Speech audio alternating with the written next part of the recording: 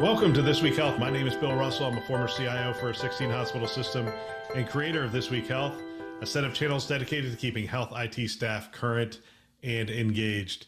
Today we have an interview in action from the 2023 spring conferences, Vive in Nashville and HIMSS in Chicago.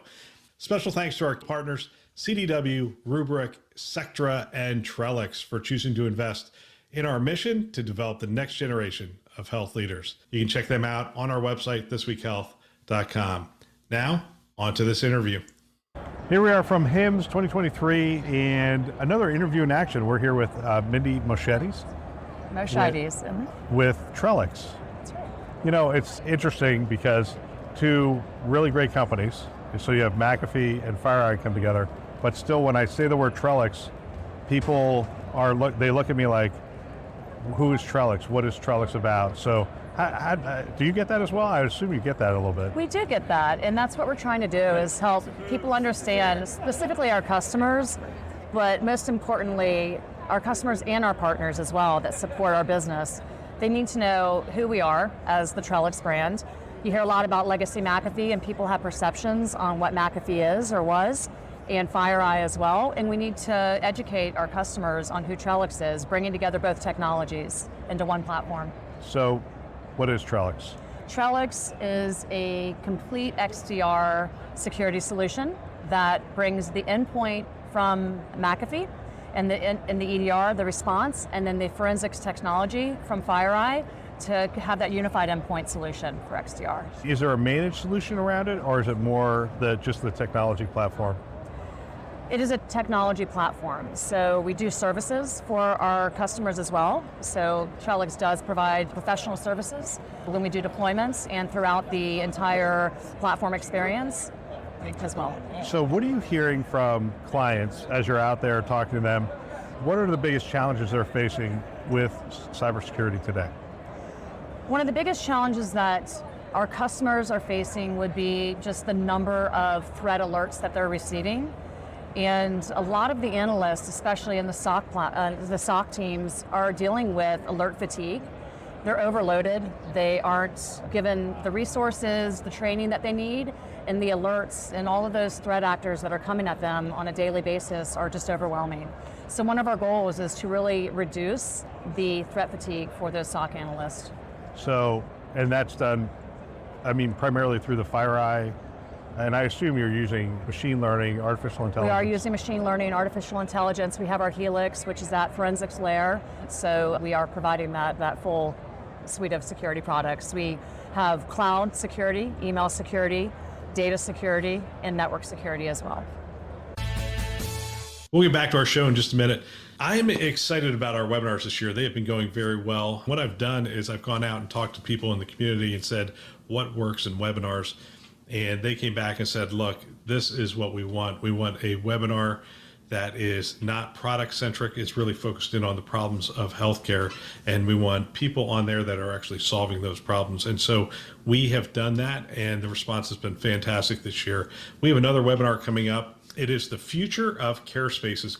Where care is being delivered is changing rapidly. Even the care spaces within the hospital themselves are changing. Technology is being added, and different types of technology, AI, obviously, computer vision and whatnot is changing that modality, as well as what's going on in the home and whatnot. So we're going to have that webinar on June 8th at 1 p.m. Eastern time. We usually have it on the first Thursday. Happens to be a little too close to my anniversary, so we're going to do June 8th at 1 p.m. Eastern time, Future of Care Spaces. We would love to have you be a part of it.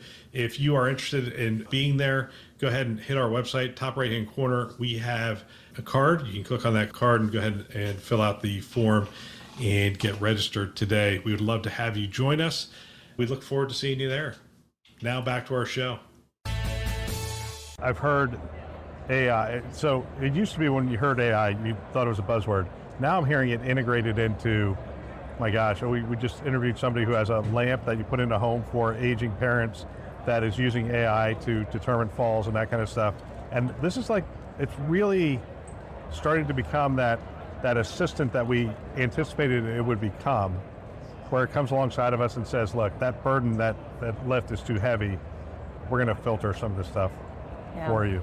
I think AI has a long way still to come. And I think that customers need to trust what AI is becoming. And I think that's a hurdle. Absolutely. So what else? I mean, there's a whole security section here and whatnot. What else are you hearing at the conference? I haven't really spoken to specific customers of mine in terms of some of their concerns. There is a lot of commercial customers here, and I support the federal market.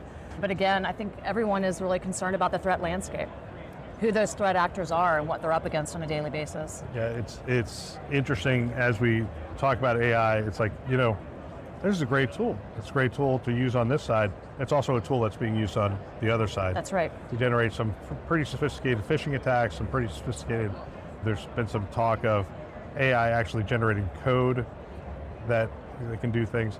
This is going to be a tool that gets used on both sides. Then the other interesting thing I've heard, I just never even thought about this in the threat landscape, but when you think about it, we give away information all the time. And I was talking to somebody that said, yeah, they cut off access to ChatGPT in their company. I'm like, well, why did they cut it off? I said, well, it turns out they were giving away their intellectual property.